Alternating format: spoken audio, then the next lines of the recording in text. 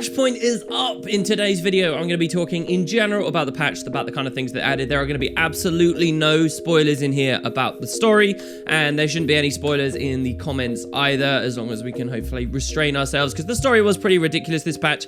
But as with every Living World big drop, there tends to be other things that happen with the game, other notable changes that have gone in. That's really what I want to talk to you guys about today. And it's kind of funny because after the ridiculousness of the previous patch, which if you remember was a double release where they added a raid wing and they added a new map and all the Living World and did changes to PvP and World vs. World at the same time, this one is a lot more tame. It's new story, it's a new PvE map, and the stuff that came in that map and went around it, a couple of other different things in terms of rewards, but it doesn't have a raid release, doesn't really affect PvP, doesn't have any balance, or World versus World, so it's a lot more narrow. That's probably why this video is shorter than a lot of the other Living World ones that I've done, though I sort of feel okay with that because I was worked so hard on the last release to catch everything up, and I kind of feel like maybe this is the calm before the storm style thing. Like, the big thing about Flashpoint, if you guys are out of the loop, you haven't really been aware of this, this is the penultimate release of Season 3. So the announcement of Flashpoint came with perhaps the far more exciting and important announcement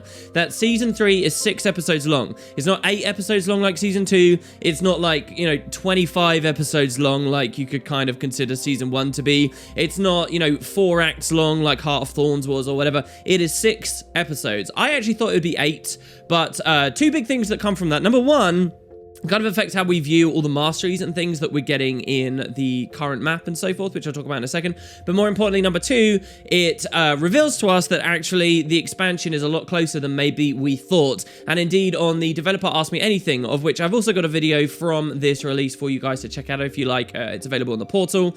In the AMA, actually, a really important thing to pick out is the game director basically said, hey, yeah, we're going to have this release, we're going to have episode 6, and we're going to try and treat the expansion release as though we're going to slot it in there as though it were, like another Living World episode. We'll take a bit longer to put it in because of the, the logistics of shipping something that big, but basically that's their idea. And then we'll go straight into Season 4. So, I mean, it really feels like everything suddenly rushed forwards. And so a little bit of a smaller patch here before the finale next time is maybe forgivable. The last thing as well that I find myself as a bit of a geek thinking about now that we know that episode 6 is the last one, is I'm wondering what the guys that made Lake Doric are currently doing. Are they helping episode 6 be really big and amazing because it's a finale? Or is the Lake Doric group already working on Season 4 as we currently speak? Isn't that kind of weird? Anyway, so Flashpoint, let's get into this. Let's first open with the big thing, the big ticket item. That's a new map that's come to the game. This is Draconis Mons, badass name. It takes place in the largest of the Fire Island chain areas, and it is massive. It's not like Bloodstone Fen. It's not like Lake Doric. It's not like Bitterfrost Frontier. This thing feels like a full-size map. It feels almost like Tangled Depths. Tangled Depths probably is a bit bigger, but this thing is enormous. It takes up a lot of space on the world map. It's definitely by far the biggest Living World Season 3 map, or any Living World throughout all of Guild Wars, I guess, map that they've ever put in the game. And it's highly vertical. The theme of Draconis Mons, and this should sell it on its own, really, is that this is an entire map that takes place inside the hollow shell of a giant volcano. You're not like seeing the sky anywhere really here. You're inside a volcano, scaling it from low down where you first come in via submarine, all the way up the walls as you go. It's very vertical. There's only 3 waypoints on it, despite being such a massive map, but that really makes it a fun to explore, because you essentially have a waypoint on the lowest floor, and then you have a waypoint sort of in the middle once you've managed to climb all the way up there, and then you have a waypoint at the apex. And in each of these 3 areas is, a ton of different things to do, like different hearts and events and so on. There's a big meta that goes on the map. The meta is very much in line with a lot of the other metas that we've had throughout Season 3 maps, in that it doesn't lead to anything particularly massive and giant, but it does spawn a lot of interesting bosses that are actually really worth killing. I haven't even seen all of them just yet. I managed to glance one of them before dying the second I went over to it. But yeah, the map's replete with all of those big things. So very, very cool. That'll be the footage in the background for this video, so it's a spoilery video in as much as you're going to see the new map, but nothing else really. I will warn you as well, I have a bit of a lighting bug going on. People with 1080s were getting this lighting bug for maybe a week or two. Really sucks. They just hotfixed it, but not in time for me to get in there and play the patch. So the map is even prettier than really what you're seeing, because I got all this weird flickering going on. That's totally just something on my end and isn't even a bug with the game anymore. So I'm sorry about that, and hopefully the other videos on this portal won't suffer from that. You did hear me correctly a second ago, by the way. I said that you enter this map via submarine. So there is water on the map, and it's got all these beautiful waves and things, but this water is boiling hot because it's in and around a volcano, and you can't really stay in it for very long.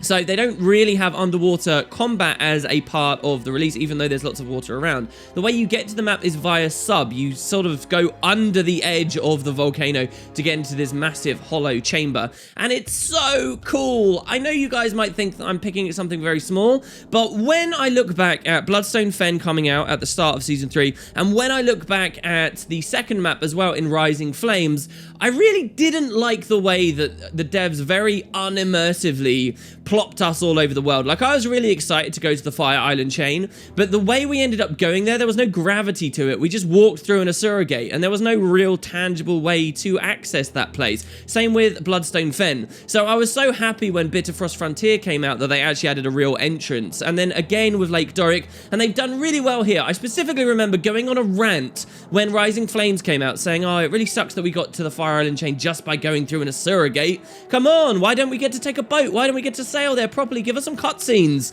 And guess what Flashpoint did? Exactly that. You go to Ratasum, you go to the docks, you speak to a character, you get on a submarine, there's a cutscene that shows you going there. It's brilliant.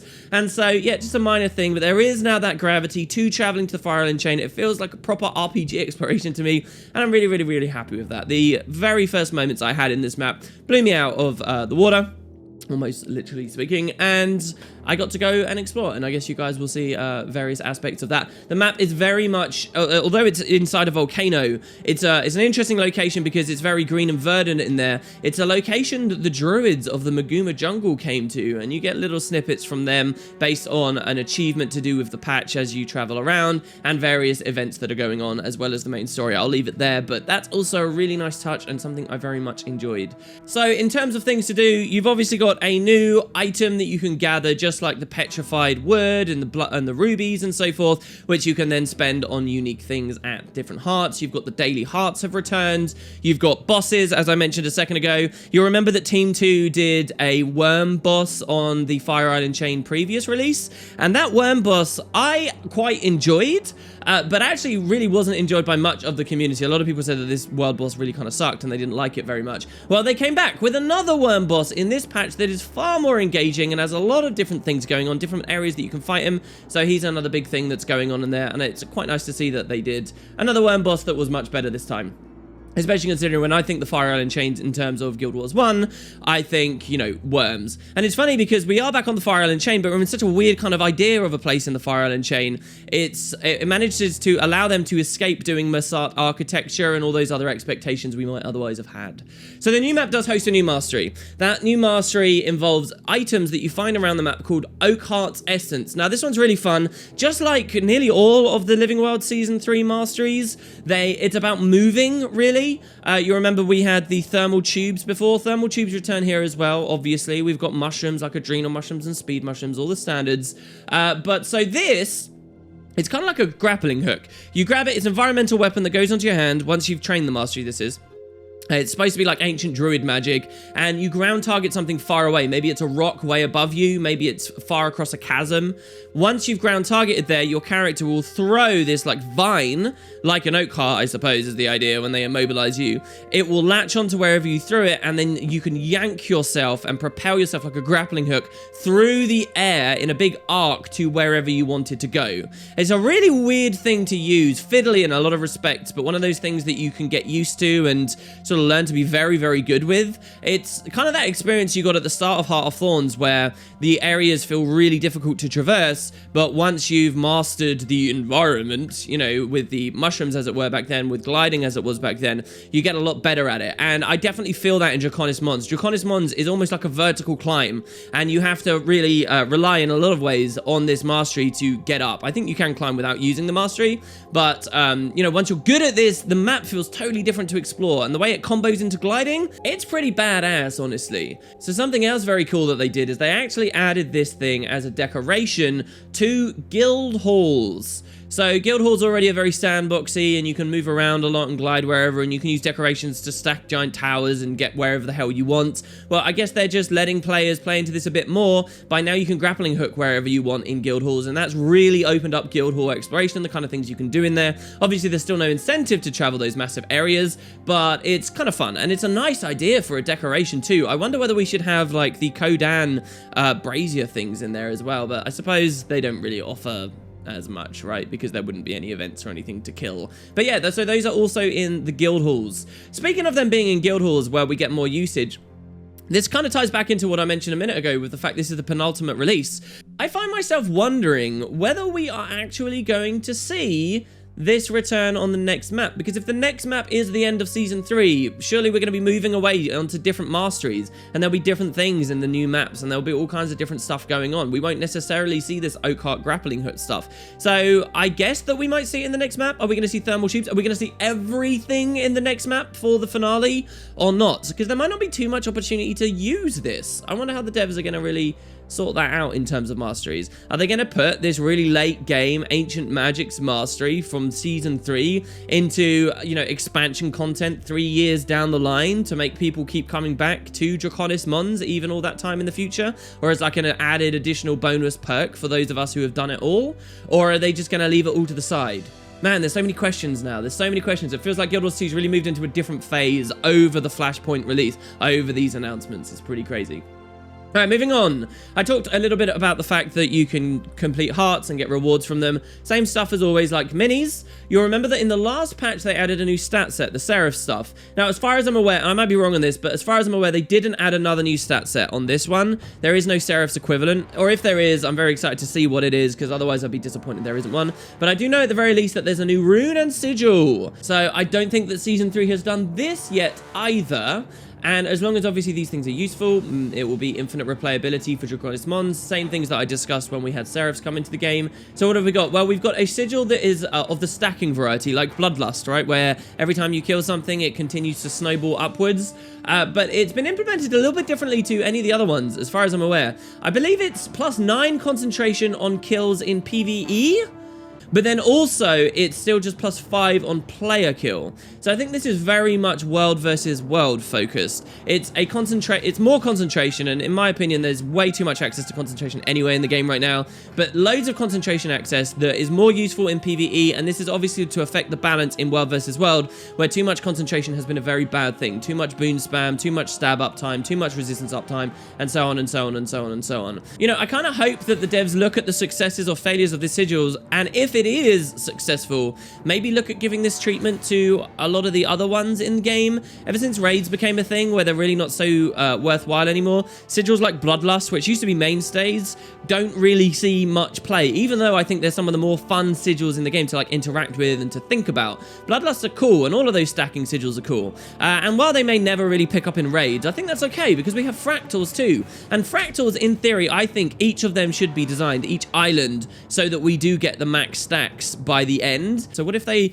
applied this to Bloodlust and stuff back then? That would be enough power creep to make some real sigil variety in the economy. We would have people preferring things like Force in raids, while Night and Bloodlust and stuff in fractals, and that would be pretty fun. I would really like that. So we'll see how that goes.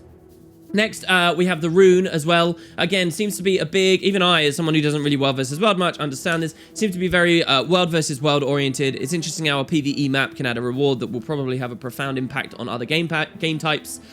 So this is a rune. It's entirely about condition reduction and cleanse. So really it reduces the amount of incoming condi duration that's on you. It means you cleanse when you use your heal skills on a 10-second internal cooldown, which obviously favors people with very low heal skills.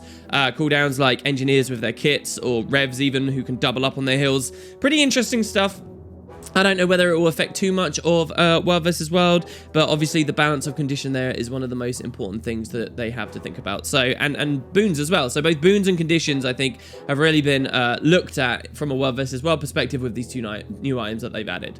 So yeah, and then you generally got a lot of other stuff. There's an embiggening tonic. If you remember in the last patch, or 2 patches ago, they added combat tonics back really as a mainstay. We have the marionette tonic, or the watchmerk tonic, sorry, that got its update. We've got the Kodan tonic. You guys loved the Kodan tonic. In the most recent patch, we had the mini tonic where you can run around as like an ant forever fighting stuff. Now we have the reverse, and I was hoping to see this, the embiggening tonic. So we get massive. You can make your Asura a little bit bigger, and maybe make Fashion Wars 2 a little bit more enjoyable for you on such small characters, and you can run around just bigger than normal, or you can play an already enormous Norn and make him even huger with the embiggening tonic. I remember way back at launch there was a growth tonic which I loved and really got obsessed with on my warrior.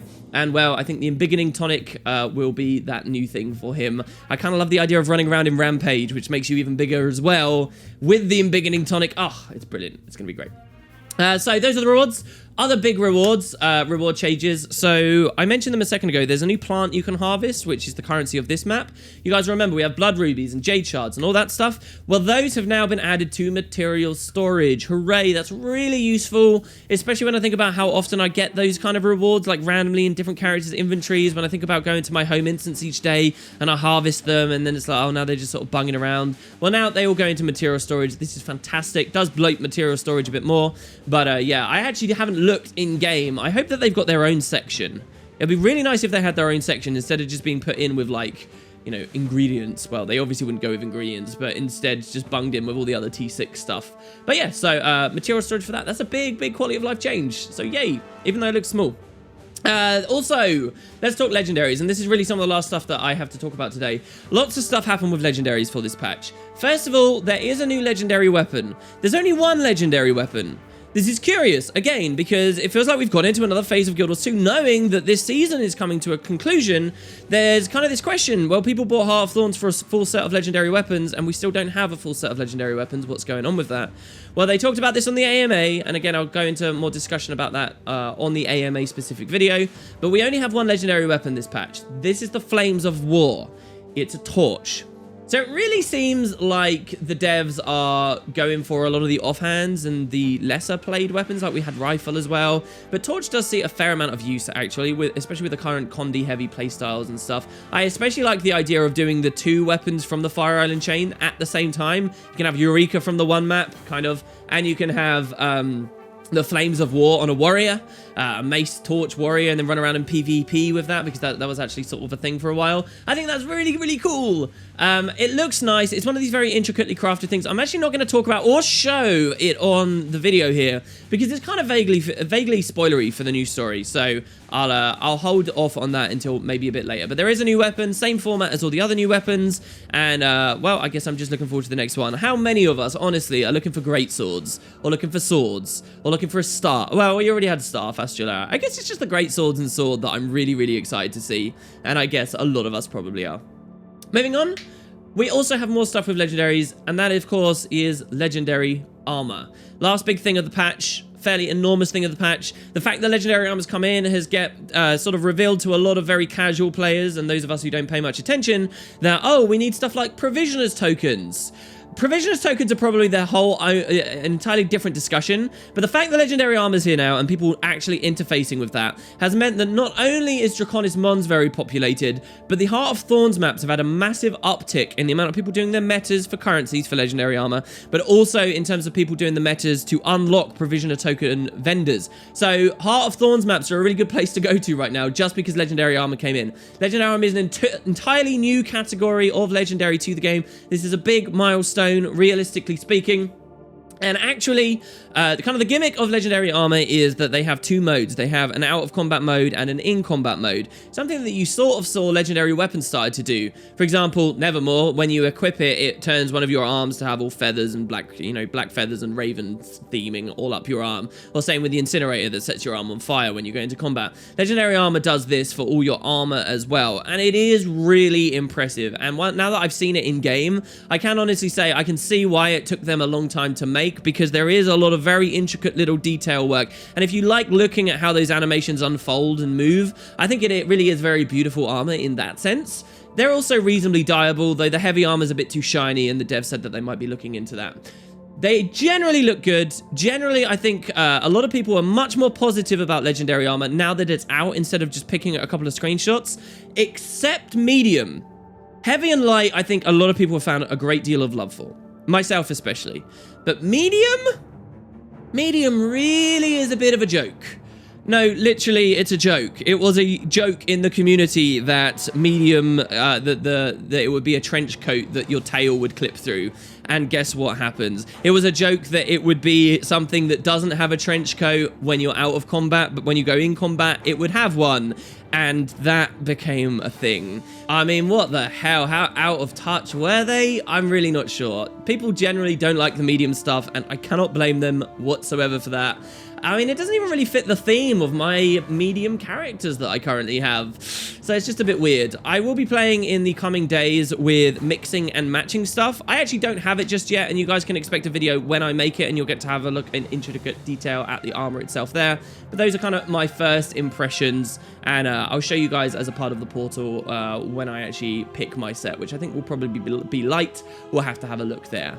But yeah, so that's it. And with the Legendary Armor as well came a bit of quality of life to the equipment preview, where now if you choose to preview wielding a weapon, you'll actually go into a combat stance in the preview window instead of it just appearing in your hand, which is good because it gives you a much better idea of what your character will look like holding it. And that was likely only put in for the Legendary Armor stuff, but everyone gets to reap the rewards there. Legendary Armor also obviously has that quality of life of Rune Swapping. The Rune Swapping never got an equivalent for weapons. We can't sigil swap. The dev said that this was to do with the economy.